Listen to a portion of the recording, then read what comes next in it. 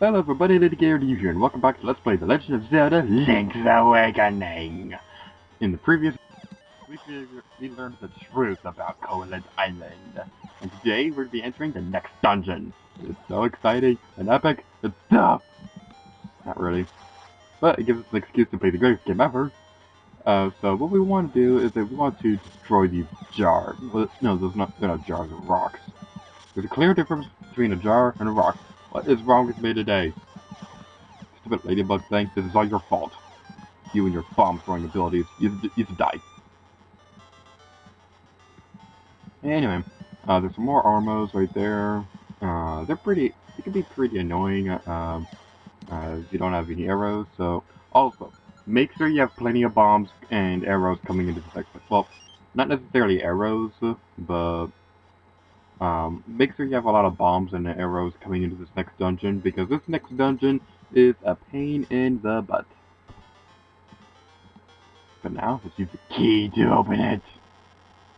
Rise, my son. So, without further ado, let's go inside. Level 6, Face Sign. That sounds scary. Oh, follow me time. Anyway, so this is the dungeon that I've been so afraid to record. There's always that one part during a Let's Play that you're just not looking forward to. Well, not necessarily not looking forward to, but there's always that one point in a Let's Play where you're absolutely horrified to record that video. This is that dungeon for me in this Let's Play. More so with the last dungeon, but this is also one that is to be confused every time I play this game. I've played this game like so many times it's not even funny, but still get confused with this dungeon sometimes.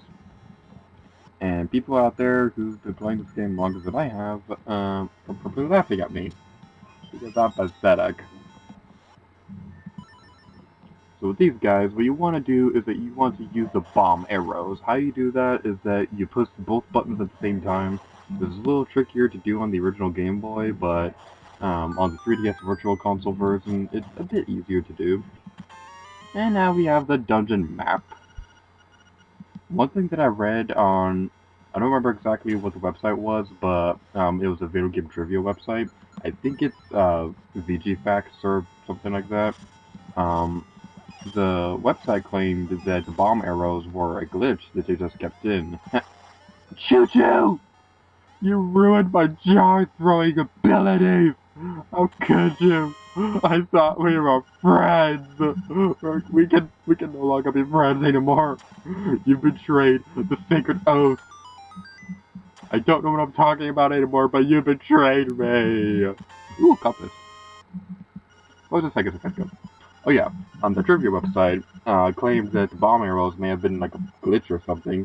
I just don't see how that could be true at all, because there's at least one collectible in this game that requires the bomb arrows to get. Well, I guess technically you don't need the bomb arrows to get it, but that's just always been how I felt that they intended you to get it. So what we need to do now is that we need to go into here. There's a key in here that we can get, but we have to use the bomb arrows to get, because of these green things. You don't actually need to use the bomb arrows. You just have to blow them up. It's just easier to throw a bomb arrow at them because it makes them explode. And explosions are fun. Excuse me? How rude of you. You do not get to go in front of the bad guy that I'm trying to explode in their face. That isn't something you do not do. Go sit in the corner, you fool. Alright, I had to make a quick cut right there because I've been hitting these blue switches right there, and it's been messing up the up and down block things. So yay for my stupidity. It's also worth mentioning that I'm going to be splitting this dungeon into 2 videos. I was considering doing what I did with Catfitz's Mall, where where I sped up the more repetitive parts, but there isn't really that much that I can really speed up in this dungeon. And I don't want to do what I did with Finn Francis Folly and Tomb Raider Anniversary, or Victory of the Skion, in fact. I don't want to do what I did with those videos where I just sped up everything, and rather than just split the video into 2 videos. As the owl statue said right there, we have to bomb the place where the eyes have walls. I'm not entirely sure if that was a typo or not. If it is, that's kind of funny. If it wasn't, I don't understand. I don't understand why they word it like that. Either way, we have to blow up the walls. You can figure that out without the owl statue. You can figure that out without the owl statue if you just do the sword poking trick thing. And I apologize for that enemy right there, the flashing one. I apologize if some of you have problems looking at things that flash around. It's a circle of doom. Whoops, made a mistake. Die switch. Yay for editing! That's gonna look so funny in the final video. Those green enemies right there. Meeting Moldor, go away, fool! You're not invited here. Those green enemies right there, I always thought they looked like alien pancakes or something, because they're green and aliens are like green or something. And right before they go back up and shoot the laser thing, they look like a pancake.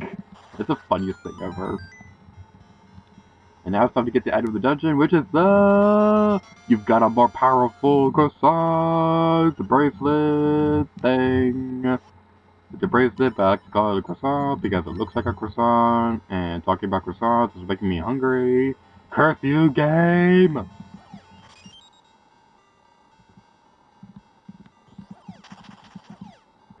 Anyway, with this new powerful bracelet croissant thing, we can now lift up these heavier stone statue, whatever it is you want to call it.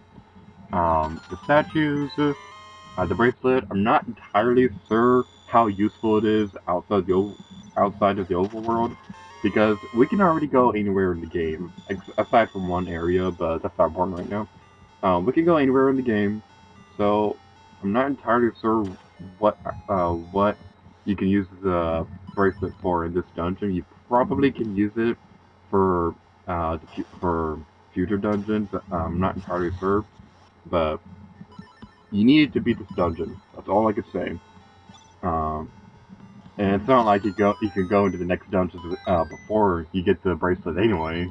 Uh, Actually, that reminds me. That's it. I know I've talked about Zelda U. Choo-choo! I know I've talked about Zelda U before, but that game just looks so awesome. I'm so excited for it. The fact that trying to figure out where you want to go is a puzzle just makes me... I'm just so excited for Zelda U. Also, I haven't talked about this game yet, but there's going to be like a new Star Fox game next year. And it's pretty cool. I haven't played Star Fox game before, but it's a game, it's a popular series and stuff.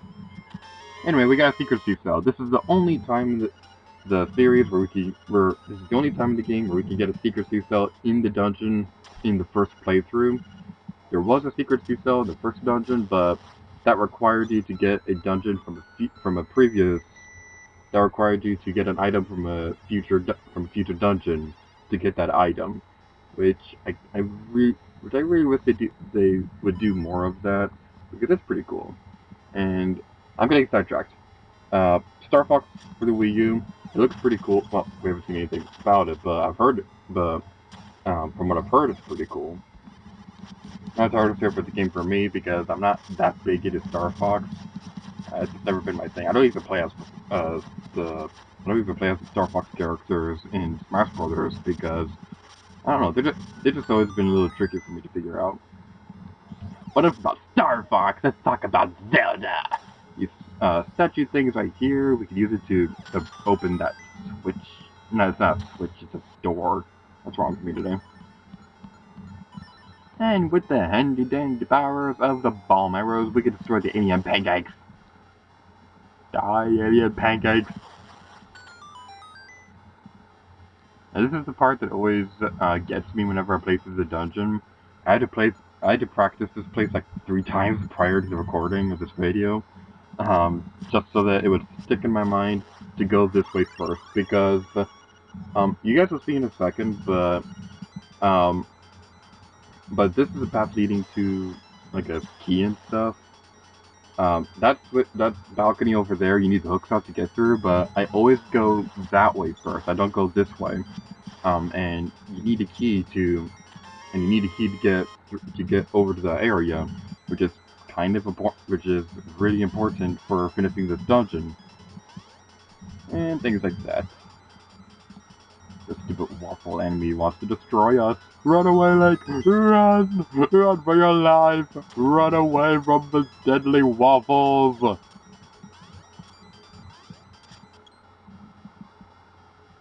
And also up here, this is the only time that we can get a potion outside of Crazy Tracy's house. I think. If I'm wrong, we're going to put a caption right here. But if memory serves correctly, that's the only time that we'll get a secret, that we could get the potion outside of Crazy Tracy's house. The funny thing is, every single time that I play through this game, I always have a potion before I come into this place, and I know there's a potion in here. And, oh my god, it's you! Oh my god, you're so adorable! You're my favorite mini boss in the entire Zelda series, and I am not kidding. This thing is the most adorable thing ever. It's like a little pancake of death. And it's just so cute. I just want to play fetch with us, and we're brutally destroying it. Like it's a monster. Anyway, what you want to do is that you want to use the you want to throw the ball thing that's throwing at you. After he throws it, you want to pick it up and then throw it back at him. Anyway, that's going to be all for today. So thank you guys for watching this video, The Legend of Zelda: Link's Awakening. And until next time, dear to you.